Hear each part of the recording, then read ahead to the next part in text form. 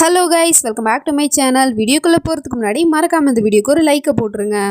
Last பார்ட்டில் சூனியக்காரி வெளியே வந்து வசமாக மாட்டிக்கிட்டா. இப்போ அவளால் வீட்டுக்குள்ளேயுமே போக முடியல. ஏன்னா குரான் ஓதிட்டு இருக்காங்க. அதனால என்ன பண்ணுறதுன்னு தெரியாமல் முழிச்சிட்டு இருக்கா. அப்புறம் கொஞ்ச நேரத்தில் குரான் ஓதி முடிச்சுட்டு பாதி பேர் வெளியே போயிட்டாங்க, பாதி பேர் இன்னும் வீட்டுக்குள்ளே தான் இருக்கிறாங்க. வெளியே போனால் பாதி பேரோட முதுகில் பார்க்கும் போது அந்த அடையாளம் இல்லை. அதுக்கப்புறம் திரும்பி இவ உள்ளே பார்க்குறா. அந்த அடையாளத்தோடு இருக்கிற நம்ம ஹீரோயினி வீட்டுக்குள்ளே தான் இருக்கிறா. உடனே இவளும் வீட்டுக்குள்ளே வந்து அந்த அடையாளத்தோடு இருக்கிற பொண்ணு யார் அப்படின்னு சொல்லிட்டு பார்க்கறதுக்காக வந்துட்டு இருக்கா. அதே சமயம் டைமரை போயிட்டு இருக்கு.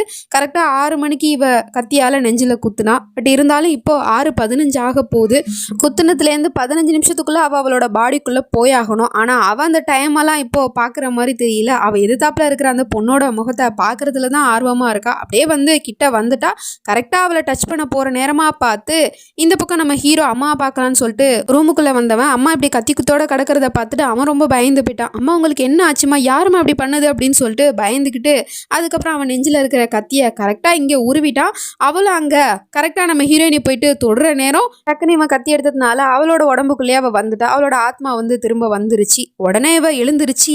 எதுக்காக இப்படி பண்ண, அவளோட முகத்தை நான் நேரம் பார்த்துருப்பேனே, அப்புறம் என்னோட சக்தியில் எனக்கு திரும்ப கிடச்சிருக்கும், ஏன் இப்படி பண்ண அப்படின்னு சொல்லிட்டு பையனை கண்ட மணிக்கு திட்டிகிட்டு இருக்கா. அவனும் கோவப்படுறான். அப்படின்னா உங்களோட சக்தி உங்களுக்கு திரும்ப கிடைக்கணும் அப்படிங்கிறதுக்காக உங்களோட உயிரே நீங்கள் பணைய வைக்க முடிவு பண்ணிட்டீங்களே, உங்கள் பசங்களை பற்றிலாம் நீங்கள் கொஞ்சமும் யோசிக்கலாமா அப்படிங்கிற மாதிரி சொல்லிட்டு அவன் கோவமாக இங்கேருந்து போயிடுறான். பட் இவளுக்கு செம வெறியா வருது. அவளோட முகத்தை நான் பார்த்துருப்பேன், ஆனால் அதுக்குள்ளே வந்து இவன் எல்லாத்தையும் கெடுத்துட்டானே அப்படிங்கிற மாதிரி சொல்லிட்டு கோப்பிட்டு இருக்கா. அதுக்கப்புறம் யோசிச்சு பார்க்குறா.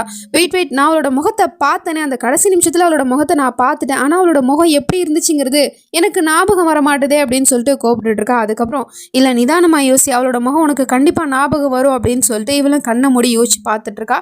இவ கரெக்டாக அவள் கிட்ட போயிட்டு அவளை வந்து தொட்டிருக்கா. அவளுமே வந்துட்டு டக்குன்னு திரும்பி பார்த்துருக்கா. பார்த்தவளுக்கு பயங்கரமான ஷாக்கு. ஏன்னா அவளோட முகத்தை இவ பார்த்துட்டா. நம்ம மாஹிரா தான் அப்படிங்கிற விஷயம் அவளுக்கு தெரிஞ்சிருச்சு. அப்போ அவளுக்கு ஒன்றுமே புரியல. அவள் இந்த வீட்டில் தான் இருக்கா. அவள் ஏன் வீட்டில் வேலை பார்க்குற சாதாரண ஒரு வேலைக்கார பொண்ணு, ஆனால் அவன் என் பக்கத்துலேயே இருந்திருக்கா. நான் பாட்டிக்கு போயிட்டு வேற எங்கெங்கேயோ தேடி இருக்கனே அப்படிங்கிற மாதிரி சொல்லிட்டு டென்ஷன் ஆகிட்டு இருக்கா. நேராக இந்த விஷயத்த வந்து ரஷ்யா கிட்டேயுமே சொல்லிட்டு இருக்கா. அந்த பொண்ணு யாருங்கிறத நான் கண்டுபிடிச்சிட்டேன், அவள் வேற யாரும் இல்லை, என் வீட்டில் வேலை பார்க்குற வேலைக்கார பொண்ணு தான், அவள் பேர் மாஹிரா அப்படிங்கிற மாதிரி சொன்னதும் இவளும் சொல்கிறா. அப்படின்னா அந்த பொண்ணு உன் வீட்டில் தான் இருந்திருக்கா, ஆனால் அதை கண்டுபிடிக்கிறதுக்கு உனக்கு துப்பு இல்லைல்ல அப்படிங்கிற மாதிரிலாம் சொன்னால் தேவையில்லாமல் பேசாத, அவளை எப்படி கொல்றது அதுக்கு ஐடியா கொடு அப்படின்னு சொன்னால் அந்த பொண்ணை நீ நினைக்கிற மாதிரி சாதாரணமாலாம் கொலை செஞ்சிட முடியாது, அவளை எப்படி கொலை பண்ணுங்கிறத ஏங்கிட்டு விட்டுரு, அவளோட மரணத்தை நெருங்க உனக்கு உன்னோட சக்தியெல்லாம் திரும்ப கொஞ்சம் கொஞ்சமாக கிடைக்கும் அப்படிங்கிற மாதிரிலாம் சொல்லிட்டு அவளை கொல்ற வேலையை நான் பார்த்துக்கிறேன், என்னோட ஆள் பார்த்துப்பா, நீங்க இருந்து கிளம்பு அப்படிங்கிற மாதிரி சொல்லிட்டு அவளை அங்கேருந்து அனுப்பிச்சிட்டு இவ வேற ஒரு பொண்ணை வந்து கூப்பிடுறா. அந்த பொண்ணுமே வந்து நின்றுட்டு இருக்கா. காலில் வந்து சலங்கு கொலுசு போட்டிருக்கா போல. அவளோட முகத்தை நமக்கு காமிக்கல. அவகிட்ட ஏதோ ஒரு சிவப்பு கலர் பையன் ஒன்று கொடுத்துட்டு இருக்கா. அது அவகிட்ட இருக்கிற வரைக்கும் அவளை யாராலுமே பார்க்க முடியாதான். அதாவது அவ இன்விசிபிளா மறைஞ்சிருவா.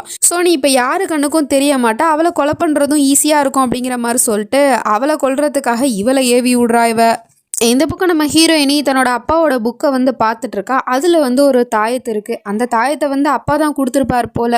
இந்த தாயத்தை நீ உன் கூடயே வச்சுக்கோ, இது உன் கூட இருக்கிற வரைக்கும் உன்னை இது பாதுகாக்கும் அப்படிங்கிற மாதிரி சொல்லிட்டு கொடுத்துருப்பார் போல். ஆனால் அதை இவ வந்து கழுத்தில் போடாமலே வச்சிருக்கா போல். சரி நம்ம முகத்தை கழுவிட்டு அதுக்கப்புறமா அதை போடுவோம் அப்படிங்கிற மாதிரி சொல்லிட்டு அதையும் எடுத்துகிட்டு போயிட்டு வாஷ்ரூமில் வச்சுட்டு முகத்தை கழுவிட்டு இருக்கா. அப்படி கழுவிட்டு இருக்கும் போது அங்கே அந்த பொண்ணு வந்துடுறா. ஏன்னா அந்த சலங்க சத்தம் கேட்குது. ஸோ சலங்க சத்தம் கேட்டால் அவள் வரான்னு அர்த்தம். அப்படியே அவள் முகத்தை கழுவிட்டு இருக்கும் போது அவளோட முகத்திலே இவ தண்ணியை தொளிச்சு விட்டுட்டு இருக்கா. இவளுக்கு ஒன்றுமே புரியல. டக்குன்னு யாரோ என் முகத்தில் தண்ணி தெளிச்ச மாதிரி இருந்துச்சு அப்படின்னு சொல்லிட்டு திரும்பி பார்க்குறா. அந்த கேப்பில் அந்த தாயத்தை வந்து அந்த பொண்ணு கீழே தள்ளி விட்டுறா. அது கீழே வந்து தெரியாமல் யாருமே இல்லையே இங்கே அப்படின்னு சொல்லிட்டு திரும்ப முகத்தை கழுவ போகிறா. கழுவிட்டு இருக்கா. பட் அந்த தண்ணி வந்து அப்படியே ரத்த கலரில் மாறி இருக்கு.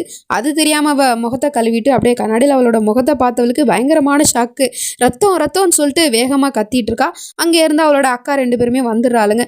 என்னடி எதுக்காக இப்படி கத்துற அப்படின்னு சொல்லிட்டு கேட்டா, என் முகத்தில் பாருங்க ஒரே ரத்தமாக இருக்குது அப்படிங்கிற மாதிரி சொன்னா, அதெல்லாம் ஒண்ணுமே இல்லையே, உன்னோட முகத்துல தண்ணி தான் இருக்கு, அங்க பாரு அப்படிங்கிற மாதிரி சொல்லிட்டு பேசிட்டு இருக்காங்க. அதுக்கப்புறம் எதுக்கு தேவையில்லாம உளறிட்டு இருக்க அப்படிங்கிற மாதிரி சொல்லிட்டு அவளுங்க 2 பேரும் அங்கிருந்து போயிடுறாளுங்க. அப்படி போகும்போது அதுல ஒருத்தியோட ஷால்ல வந்து அந்த தாயத்தை வந்து மாட்டிக்கிச்சு. அது தெரியாம அவ அங்க இருந்து அந்த தாயத்தை எடுத்துட்டு போயிடுறா.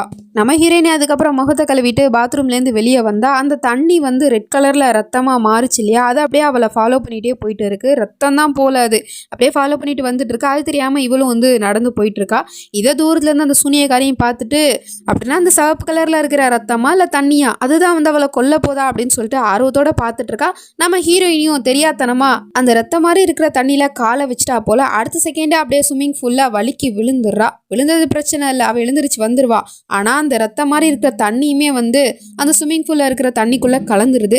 அடுத்த நிமிஷமே அந்த ஸ்விம்மிங் பூல்ல ஏதோ ஒரு சுழற்சி மாதிரி ஏற்படுது. அதுக்குள்ள நம்ம ஹீரோயினை போயிட்டு மாட்டிக்கிட்டா. அதுலேருந்து அவளால் வெளியே வரவே முடியல. கிட்டத்தட்ட மரணத்தை நெருங்கிட்டு இருக்கான்னு தான் அர்த்தம். இதெல்லாம் தூரத்துல இருந்து அந்த சூனியக்காரியும் பார்த்துட்டு இன்னும் கொஞ்ச நேரத்துல எல்லாம் மாறப்போகுது அப்படின்னு சொல்லிட்டு தன்னோட காலை வந்து செக் பண்ணி பார்த்துட்டு இருக்கா. ஏன்னா இப்போ அவள் வந்து அவளோட மரணத்தை நெருங்குறா இல்லையா. ஸோ அதனால இவளுக்கும் அவளோட காலில் இருக்கிற காயமெல்லாம் அப்படியே கொஞ்சம் கொஞ்சமாக ஆறிக்கிட்டு வந்துட்டு இருக்கு. அதே சமயம் இப்போ அவளுக்கு கொஞ்சம் சக்தி இருக்கு இல்லையா, அங்கே இருக்கிற பூவை வந்து அப்படியே முறைச்சி பார்க்குறா. அடுத்த நிமிஷமே அது பத்திக்கிட்டு எரியுது. ஸோ கொஞ்சம் கொஞ்சமாக இவளுக்கு இவளோட சக்தியெல்லாம் கிடைக்கிற நேரம் நம்ம மாஹிராவோட அக்காங்க 2 பேரும் அந்த பக்கமாக மாடியில் போயிட்டு இருந்தவளுங்க. அதில் ஒருத்தியோட ஷாலில் தானே அந்த தாயத்தை மாட்டி இருக்கும். அந்த தாயத்தை வந்து கீழே விழுந்துருது ஸ்விம்மிங் பூலில். அதை நம்ம ஹீரோயினி பார்த்துட்டு அடுத்த நிமிஷமே அதை கையில் எடுத்து வச்சுக்கிட்டா. அந்த சுழற்சியுமே வந்துட்டு கொஞ்சம் கொஞ்சமாக வந்து குறைஞ்சிடுது. ஸோ இவன் மேலே இருக்கிறதுனால காப்பாற்றுங்க காப்பாற்றுங்கன்னு சொல்லிட்டு கத்திட்டு இருக்கா. தங்கச்சி அங்கே ஓடி வந்துடுறா. அதுக்கப்புறம் அங்கேருந்து நம்ம ஹீரோ ஓடி வந்துடுறான். அந்த தம்பிக்காரனும் ஓடி வந்துடுறான். நம்ம ஹீரோ தான் கையை கொடுத்து ஒரு வழியாக நம்ம ஹீரோயினியை காப்பாற்றி மேலே கூட்டிகிட்டு வந்துட்டான். அதே சமயம் இந்த சூனியக்காரி திரும்பவும் பலகீனமாக உணர்றா போல. என்னாச்சு எனக்கு அப்படின்னு சொல்லிட்டு திரும்பவும் காலை செக் பண்ணி பார்க்குறா. அவளோட காலு திரும்ப பழைய நிலைமைக்கே வந்துருச்சு, அதாவது அந்த காயத்தோட. ஸோ என்ன நடக்குது இங்கே, இந்நேரம் அவள் செத்துருக்கணுமே, செத்துட்டா என்னோட சக்தியெல்லாம் எனக்கு திரும்ப வந்திருக்கணுமே அப்படின்னு சொல்லிட்டு அவங்க இருந்து ஓடி வந்து பார்க்குறா. பார்த்தா பசங்க வந்து அவளை காப்பாற்றி வச்சிருக்கிறது தெரியுது. காப்பாற்றினது அண்ணங்காரன், அதாவது ஹீரோ. ஆனால் தம்பிக்காரன் வேணும்னே உனக்கு எதுவும் ஆகலமாகிறா, அதான் நான் உன்னை காப்பாற்றிட்டேன்ல, நீ சேஃபாக இருக்க அப்படிங்கிற மாதிரிலாம் சொல்லிட்டு சீனை போட்டு பேசிகிட்டு இருக்கான். இதை தங்கச்சிக்காரையும் வித்தியாசமாக தான் பார்த்துட்டு இருக்கா. அண்ணன் தானே காப்பாற்றினா, அப்புறம் எதுக்காக இவன் இப்படி சொல்லிட்டு இருக்கான் அப்படின்னு சொல்லிட்டு, சரி என்னோட ரூமுக்கு வா அப்படிங்கிற மாதிரி சொல்லிட்டு அவனோட ரூமுக்கே அழைச்சிட்டு போயிட்டு இருக்கான். இவளுக்கா இங்கே செம டென்ஷன் ஆகுது. கண்ணாடியெல்லாம் போட்டு உடச்சிக்கிட்டு இருக்கா. எல்லாம் கைக்கூடி வர நேரமாக பார்த்து இப்படி ஆயிடுச்சு அப்படின்னு சொல்லிட்டு டென்ஷன் ஆகிட்டு இருக்கா. அப்போ பொண்ணு அங்கே வந்துட்டு என்னாச்சுமா, ஏதோ சத்தம் கேட்டுச்சே, நீங்கள் நல்லா இருக்கீங்களா அப்படின்னு கேட்டா. நான் நல்லா தான் இருக்கேன். சரி நீ எதுக்காக இங்கே வந்த அப்படின்னு கேட்டா, என்னோட ஃப்ரெண்ட் அவளோட பர்த்டேக்கு ட்ரீட் வைக்கிறேன்னு சொன்னா. ஸோ அதனால என்ன வந்து ஒரு கஃபேக்கு வந்து கூப்பிட்டுருக்கா. நான் அங்கே போவாமா, அதுக்கு நான் பர்மிஷன் கேட்டு போகலான்னு தான் வந்திருக்கேன், போவாமா அப்படின்னு கேட்டா. அவளும் சரி பார்த்து பத்திரமா போயிட்டு வா அப்படிங்கிற மாதிரி சொன்னதும் ரொம்ப தேங்க்ஸ்மா அப்படின்னு சொல்லிட்டு சிரிச்சுட்டு அங்கேருந்து கிளம்பிடுறா. அதுக்கப்புறம் இவ அங்கே உடஞ்சி கிடக்கிற கண்ணாடி துண்டை பார்த்துட்டு இருக்கா. அதை எடுத்து இவ கையில் வச்சுக்கிட்டு இதுக்கப்புறமா என்னால் பொறுக்க முடியாது, அவளை நான் இப்போவே கொலை செய்ய போகிறேன் அப்படிங்கிற மாதிரி சொல்லிட்டு அவளோட ரூமுக்குமே போயிட்டா. அதாவது நம்ம தம்பிக்காரனோட ரூமில் தான் படுக்க வச்சிருக்கான் போல். அவள் அப்படி தூங்கிட்டு இருக்கா. அவளை போய் கொல்ல போகிற நேரமாக பார்த்து அவளுக்கு டக்குன்னு யோசனை வருது. அந்த ரஷ்யா தான் சொன்னாலே நம்மளால இவளை அவ்வளோ சாதாரணமாலாம் கொன்ற முடியாது அப்படின்னு சொல்லிட்டு, அப்புறம் எப்படி இவளை கொல்றது அப்படின்னு சொல்லிட்டு அவள் இங்கேருந்து போயிடுறா. நேராக அந்த ரஷ்யா கிட்ட வந்து புலம்பிட்டு இருக்கா. எல்லாம் கரெக்டாக தான் போயிட்டு இருந்துச்சு, உன் ஆளுமே வந்துட்டு அவளை ஆல்மோஸ்ட் வந்து கொலை செஞ்சிட்டா. அதுக்குள்ளே எனக்கும் சக்தியெல்லாம் திரும்ப கிடச்சிட்டு இருந்துச்சு. ஆனால் திடீர்னு வந்துட்டு அவளை காப்பாற்றினதுனால திரும்பி எல்லாம் பழைய மாதிரி ஆயிடுச்சு அப்படின்னு சொன்னதும், சரி நீ இப்போ நான் வேற ஏதாவது யோசிக்கிறேன் அப்படிங்கிற மாதிரி சொல்லிட்டு இவன் வந்து ஏதோ ஒரு செண்டு பாட்டில் மாதிரி ஒன்று வச்சிருக்கா, பர்ஃப்யூம் மாதிரி. ஸோ அதை வந்து அவளோட ஆள் அந்த இன்விசிபிளான பொண்ணு இருக்கா இல்லையா, அவகிட்ட கொடுத்துட்ருக்கா. இது நீ அவளோட முகத்தில் அடி, அதுக்கப்புறம் அவள் கண்டிப்பாக செத்துருவா அப்படிங்கிற மாதிரிலாம் சொல்லிட்டு. ஸோ அதனால அதை அவள் வாங்கிட்டு அங்கேருந்து போயிடுறா. இந்த பக்கம் தங்கச்சிக்காரி வந்து ஒரு கஃபேக்கு தான் வந்திருக்கா. அங்கே போயிட்டு ஃப்ரெண்ட்ஸு கூட ஜாலியாக பேசிக்கிட்டும் சிரிச்சுக்கிட்டும் ஃபுட்லாம் ஆர்டர் பண்ணிவிட்டு வெயிட் பண்ணிட்டு இருப்பாங்க போல். அப்போ பார்த்தா அந்த மாப்பிள்ளைக்காரன் அங்கே வந்துட்டு இருக்கான். அதாவது இவளை பொண்ணு பார்த்துட்டு போனான் இல்லையா, அவன் தான். இவன் தான் ஆல்ரெடி செத்து போயிட்டானே, அப்புறம் எப்படி இவன் உயிரோட வந்தான் அப்படின்னு தெரியல. ஒருவேளை இவன் ஒரு வேர்வொல்ஃப் அப்படிங்கிறதுனால இவனை அவ்வளோ சாதாரணமாக சாகடிக்க முடியாதோ என்னமோ தெரியல. அவன் தூரமாக அவளை பார்த்துக்கிட்டு சொல்லிகிட்டு இருக்கான், இன்னைக்கு என்கிட்டேருந்து உன்னை யார் காப்பாற்றுவான்னு நானும் பார்க்குறேன். ஏன்னா இங்கே உன்னை காப்பாற்றுறதுக்கு உன்னோட அண்ணனுங்களும் இல்லை அப்படிங்கிற மாதிரி சொல்லிட்டு இவன் ஏதோ வில்லத்தனமாக பிளான் போட்டுட்டு இருக்கான் போல். தங்கச்சிக்காரி வந்து ஏதோ ஜூஸ் ஆர்டர் பண்ணியிருப்பா போல். அதை வெயிட்டர் எடுத்துகிட்டு போகிறத பார்த்துட்டு டக்குன்னு இவன் வந்து இருமுறான். உடனே அவனும் வந்துட்டு என்னாச்சு சார், உங்களுக்கு ஏதாவது வேணுமா அப்படின்னு கேட்டால், தண்ணி வேணும், உடனே போயிட்டு எனக்கு தண்ணி எடுத்துகிட்டு வா அப்படிங்கிற மாதிரி சொன்னதும் அவன் அந்த ஜூஸை அவன் டேபிளில் வச்சுட்டு அங்கே இருந்து போயிடுறான். அடுத்த நிமிஷமே அந்த ஜூஸில் வந்து இவன் ஏதோ ஒன்று கலக்குறான். அதுக்கப்புறம் அவனுக்கு தண்ணியை கொடுத்துட்டு அந்த வெயிட்டருமே எடுத்துகிட்டு போயிட்டு அந்த ஜூஸை கொண்டு போய் கொடுத்தா அவளும் அதை ஃபுல்லாக குடிச்சிட்றா. அப்படி என்னத்தை கலந்தான்னு தெரியல. அடுத்த நிமிஷமே அவளுக்கு ஒரு மாதிரி வருது, மயக்க வர மாதிரி தெரியுது. ஸோ அதனால் நான் வாஷ்ரூம் போயிட்டு வரேன் அப்படின்னு சொல்லிட்டு ஃப்ரெண்ட்ஸுக்கிட்ட சொல்லிட்டு வாஷ்ரூமுக்குமே போயிட்டா. பின்னாடியே அந்த பேலும் ஃபாலோ பண்ணிவிட்டு லேடிஸ் பாத்ரூம்குள்ளே போகவுமே அங்கே இருக்கிற பொண்ணுங்கள்லாம், ஹலோ என்ன பண்ணிட்டு இருக்கீங்க, எங்கள் ஜென்ஸ்லாம் வரக்கூடாது, வெளியே போங்க அப்படிங்கிற மாதிரி சொன்னால் அந்த பொண்ணையும் அடிக்கிறதுக்காக போயிடுறான். ஸோ அதனால் அந்த 2 பொண்ணுங்களுமே பயந்துக்கிட்டு அங்கேருந்து ஓடி போய்ட்றானுங்க. அதுக்கப்புறம் டாய்லெட்லேருந்து வெளியே வந்த தங்கச்சிக்காரிக்கிட்ட இவன் வந்து மிஸ்பிஹேவ் பண்ண பார்க்குறான். என்னையே நீ வேணான்னு சொல்லிட்டல அப்படிங்கிற மாதிரி சொல்லிட்டு அந்த பொண்ணுக்கிட்ட தப்பாக நடந்துக்க பார்த்துட்டு இருக்கான். அவளும் வந்துட்டு எவ்வளோ தடுக்கிறதுக்கு முயற்சி பண்ணிட்டு இருக்கா. அப்போ பார்த்தா யாரோ வர்ற சவுண்டு கேட்குது. உடனே இவனும் போயிட்டு டாய்லெட்குள்ளே அவளை அழைச்சிட்டு போயிடுறான். பார்த்தா போலீஸ் தான் வந்திருக்காங்க. அந்த பொண்ணுங்க வந்து இங்கேருந்து ஓடி போனாங்கல்ல, அவங்க தான் கம்ப்ளைண்ட் கொடுத்துருப்பாங்க போல். அவங்க வந்து ஒவ்வொரு டாய்லெட்டாக ஓப்பன் பண்ணி செக் பண்ணி பார்த்துட்டு இருக்காங்க. அதுக்குள்ளே அங்கே கரண்டு போயிடுது. ஒருவேளை அந்த பையன் இங்கேருந்து போயிட்டான் போல அப்படின்னு சொல்லிட்டு அந்த போலீஸ் எல்லாம் கிளம்பி அங்கேருந்து போயிடுறானுங்க.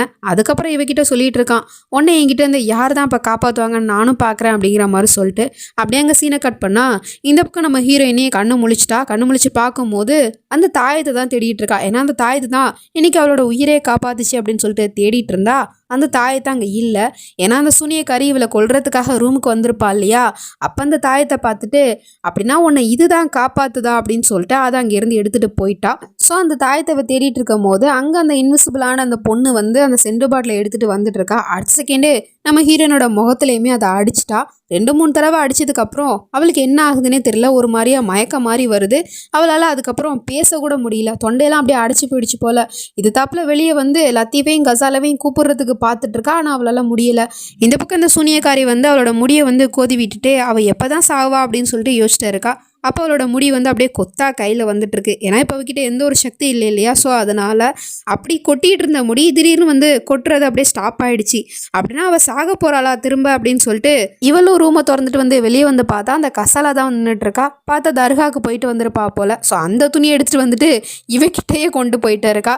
இவளுக்கு அந்த துணியெல்லாம் வந்து தொட்டாலோ இல்லை வந்து அது பக்கத்தில் வந்தாலோ இவளுக்கு அது பயங்கரமாக அஃபெக்ட் ஆகும். ஸோ அதனால் அங்கே வச்சுட்டு போ அப்படிங்கிற மாதிரி சொல்லிட்டு கத்திட்டு இவளும் வெளியே வந்து பார்க்குறா. நம்ம ஹீரோயினி ஸ்டெப்ஸில் இறங்கி வர நினச்சவ அப்படியே மயக்கத்தில் கீழே அப்படியே உருண்டு விழுக போகிறா. அவள் அப்படி விழுகிறதா இந்த சூனியக்காரியும் அவளோட பார்த்துட்டு இருக்கா. அவள் கீழே விழுந்து சாகணும், என்னோட சக்தியெல்லாம் எனக்கு திரும்ப கிடைக்கணும் அப்படிங்கிற மாதிரி சொல்லிட்டு அப்படியே அவள் விழுகிறத நம்ம ஹீரோ வந்து பார்த்துட்டான் போல். அவன் இங்கேருந்து ஓடி வந்துட்டு இருக்கான் நம்ம ஹீரோயினியை காப்பாற்றுறதுக்காக. ஸோ இது இந்த சூனியக்காரிக்கு தெரியாது. நம்ம ஹீரோ வந்து ஹீரோயினியை காப்பாற்றுவானா இல்லையா அப்படிங்கிறதெல்லாம் நம்ம வெயிட் பண்ணி தான் பார்க்கணும். நெக்ஸ்ட் நினச்சி நம்ம அடுத்த பாட்டில் பார்த்து தெரிஞ்சுப்போம். அது வரைக்கும் பை ஃப்ரெண்ட்ஸ்.